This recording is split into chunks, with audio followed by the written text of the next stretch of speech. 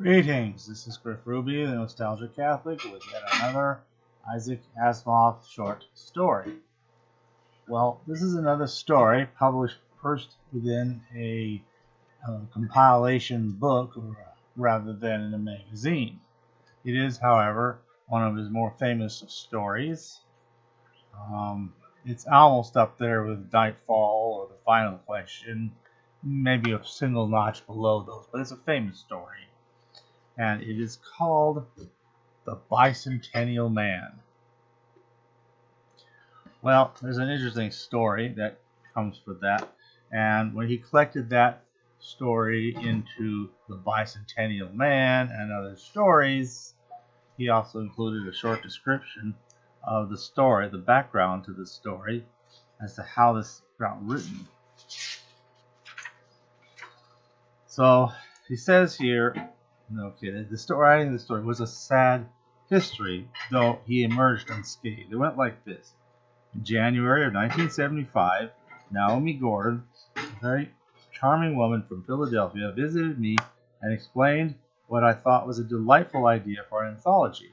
It was to be entitled The Bicentennial Man. It was to contain 10 stories by top authors, with each one built around that phrase, and it was to be published in connection with the bicentennial. The well-known science fiction enthusiast Forrest J. Ackerman was to do the editing. Naomi also had rather grandiose notions of preparing a very limited, very expensive edition. I pointed out that it would be difficult to write science fiction if the stories were centered around Bicentennial, but Naomi said that the stories could be anything at all, provided they could be seen to have arisen out of the phrase, the Bicentennial Man. I was intrigued and agreed to do it. I was handed half the advance at once. The deadline was April 1, 1975, and by March 14, I was finished. I was a little rueful about the story at first, with the agreement had called for a 7,500-word story, and I had been unable to stop before it had reached 15,000, the longest story I had written below the level of a novel in 17 years. I wrote an apologetic covering letter, assuring Naomi that there would be no extra charge, and she wrote back to say the extra wordage would be fine. Pretty soon, the remaining half of the advance arrived. But then everything went wrong. Naomi was set by family and medical problems. Some writers who it had been hoped would participate couldn't. Others who promised stories didn't deliver them. Those who did deliver them did not turn out entirely satisfactory products. Of course, I didn't know anything about this. It never even occurred to me that anything might go wrong.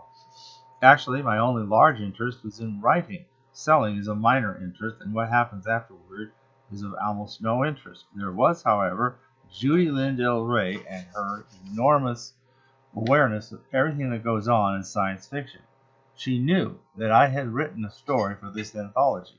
How is it, she asked dangerously, that you wrote a story for that anthology? When I ask you for one, you're always busy. We have a footnote here. This is during the Passover Seder, over which Lester Del Rey presides every year with enormous effectiveness and sees the best cook in science fiction. Well, I said apologetically, for Judy Lynn is a frightening creature when she is moved. The idea of the anthology interested me. How about my suggestion about a robot that has to choose between buying its own liberty and improving its body? I thought you said that was interesting. At that point, I must have turned approximately as white as talcum powder. A long time before she had mentioned such things, and I had forgotten. I said, "Oh my goodness, I include something of the sort in this story." "Again?" she shrieked. "Again? You're using my ideas for other people? Let me see that story. Let me see it." So I brought her a carbon the next day, and the day after that she called me. She said, "I tried hard not to like the story, but I didn't manage. I want it. Get that story back." "I can't do that," I said. "I sold it to Naomi, and it's hers. I'll write you a different story." "I'll bet you write anything you like," said Judy Lynn. That anthology isn't going to go through. Why don't you call and ask?" I called Naomi, and of course it wasn't going through. She agreed to send me back my manuscript and grant me permission to sell the story elsewhere, and I sent back the advance she had given me. After all, she had lost considerable money on the venture, and I didn't want any of that loss to represent a profit to me. The story was then transferred to Judy Lynn, who used it in her anthology of originals entitled Stellar Science Fiction Number 2. That's this. See, there it is. It's number 2. Which appeared in February of 1976. And I like the story so much myself that I not only am including it here, but I am using its title for the book as a whole, Bicentennial Man and Other Stories. So, incidentally, after the book was put together, Judy then suggested I change my manuscript to make it jive with the version in Stellar. Apparently, she had introduced numerous minor changes that improved it, she said. Well, I'm not Harlan Ellison, so I don't mind, but I think that in my own collection, I'll let the story stand as I wrote it. Judy Lynn will be annoyed, but she can't do worse than kill me. Well, turns out, whatever differences there are in the story seem to be extremely minor. As we will have seen, the 3 laws are presented at the beginning with a box originally and no box later on. I've seen a couple minor differences in punctuation. So, for example, the beginning of the 2nd chapter, which, by the way, it's got some 23 or 24 depending on how you count them, because a piece of chapter 1 comes after chapter 20. But at any rate, most of them rather short. So, originally it appeared like this. Andrew had appeared much more a robot when he had first been manufactured. He had then been as much a robot in appearance as any that had ever existed, smoothly defined and functional. Somehow, this became, Andrew had appeared much more a robot when he had first been, manufactured. He had then been as much a robot in appearance as any had ever existed, smoothly designed and functional. So, minor differences there. The bigger difference, probably the biggest one I have found so far, occurs in 16. Well, what's happening here is this is a robot who is basically slowly humanizing himself over the years of his existence. First, he discovers that he can do art pieces with real unique creativity. Then he finds they're worth money, and his owners, which he feels very dearly affectionate to, especially the daughter of the original guy who purchased him, is his little miss, and she was always really, really fond of him. Indeed, his first artwork had been made at her request, and that was like, wow, look at that, what else can you do? And he found you can do a lot. And between Little Miss and her father George, they allowed this robot to keep his own earnings. So he even owned money, which was kind of unusual for a robot. And life goes on like that. He's gradually learning to get more rights as a robot. And at one point, he's actually asking for the ability to ingest ordinary human food.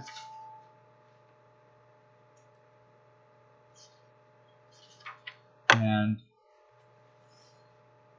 so he actually gets that far. So, let's see here. It really gets very, very detailed. In the book, it's talking about, well, perhaps, if I did not expect to go further, self-cleaning is not impossible. In fact, I am working on a device that will deal with solid food that may be expected to contain incombustible fractions, indigestible matter, so to speak, that will have to be discarded. You would then have to develop an anus, or the equivalent. What else, Andrew? ... Question mark. Everything else. So, I'll just go that far.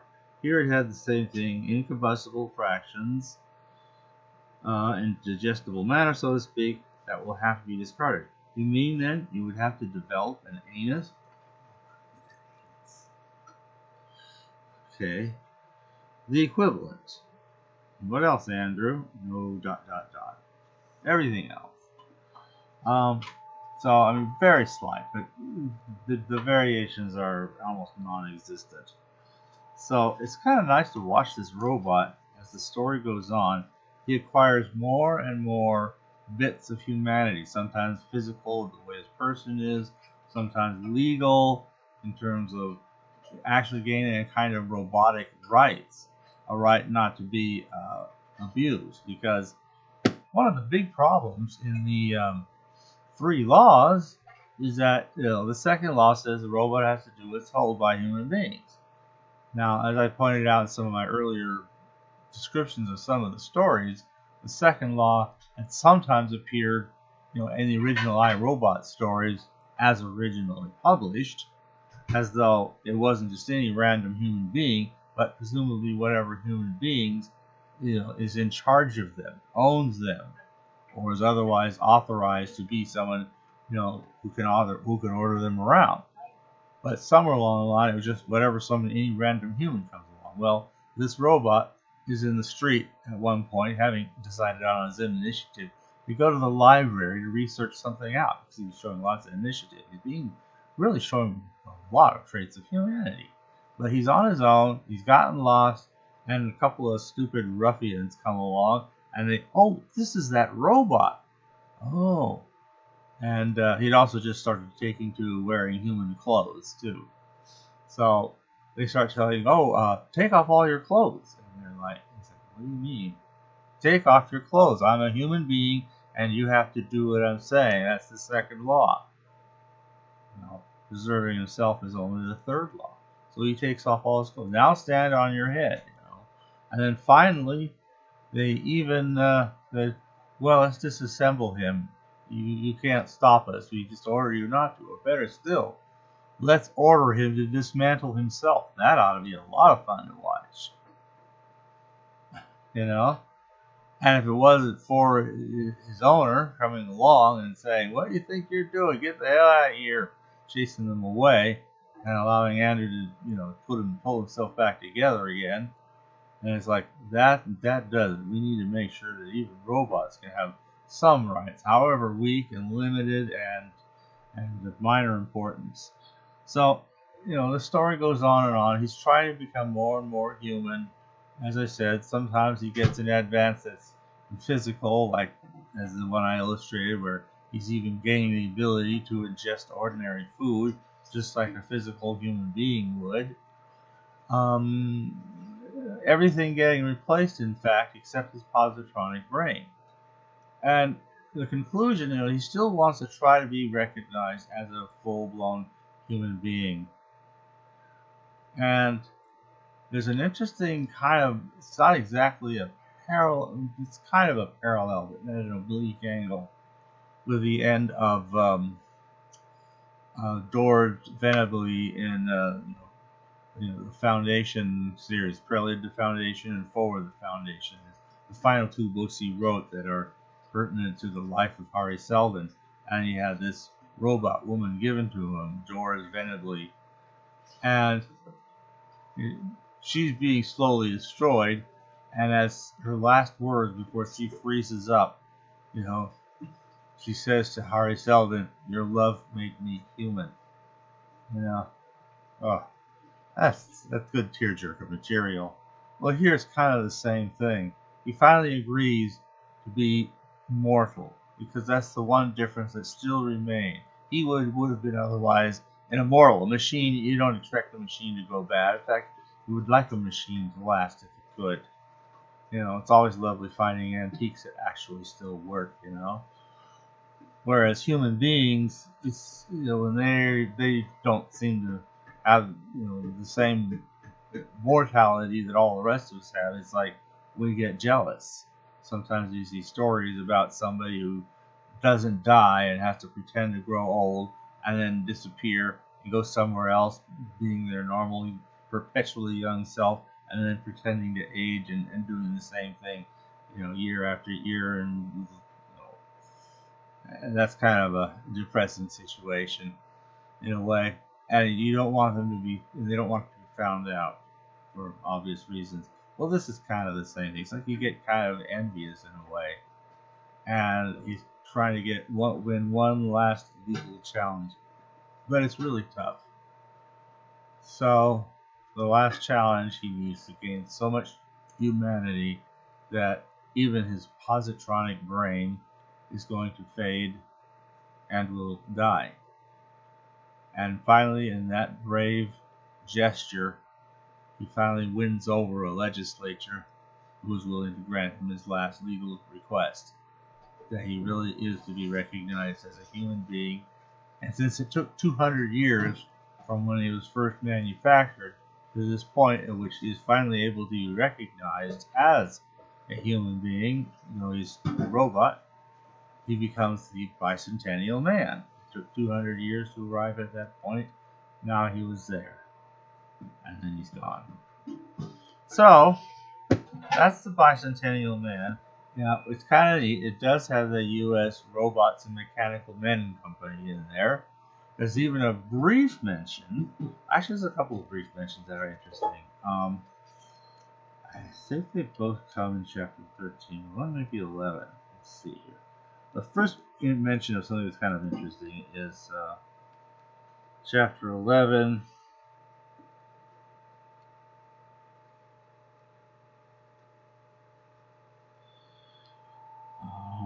There's a neat saying that will sound familiar to fans of the Spider-Man.